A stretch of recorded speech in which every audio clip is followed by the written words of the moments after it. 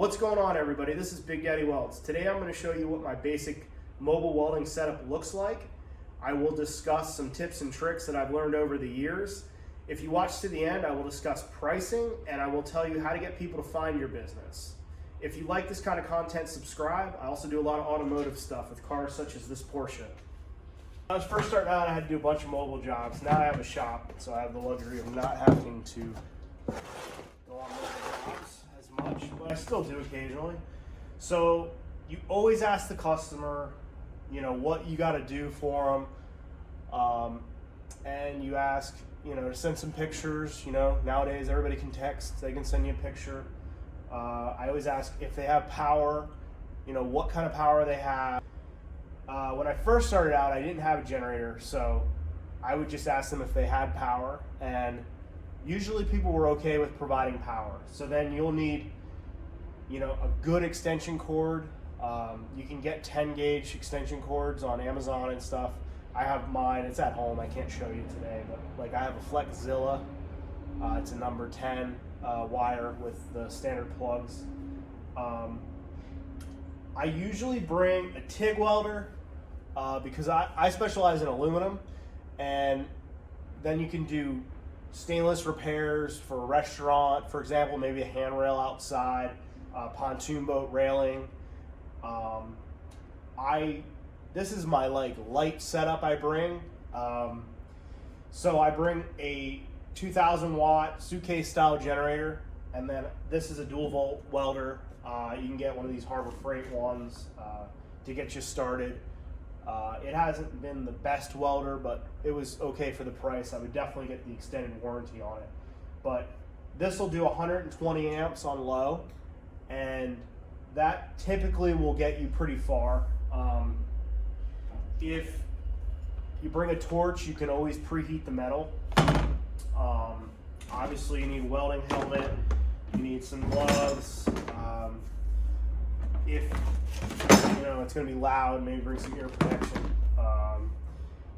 I always bring a hammer, maybe a big hammer, small hammer, depends on what you're doing.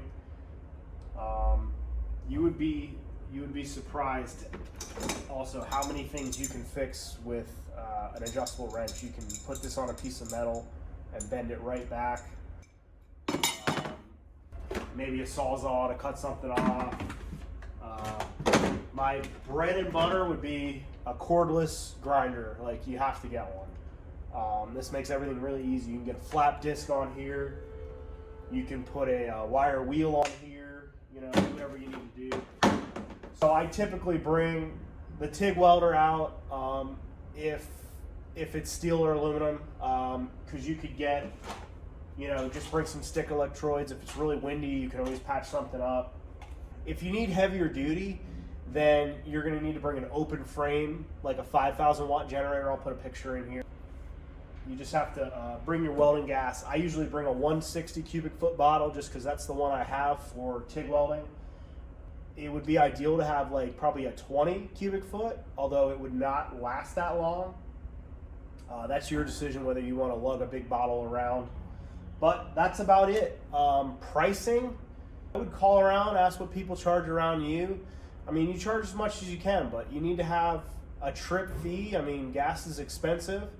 If I have to bring my big truck with my big welder, I charge a lot more because it's a lot more fuel. So you can also, pass savings on to the customer. Throw this welder, and a couple hand tools in the back of your car, then you can maybe undercut the competition and have a better price. So it's important to be competitive in your pricing, but you also don't want to sell yourself short.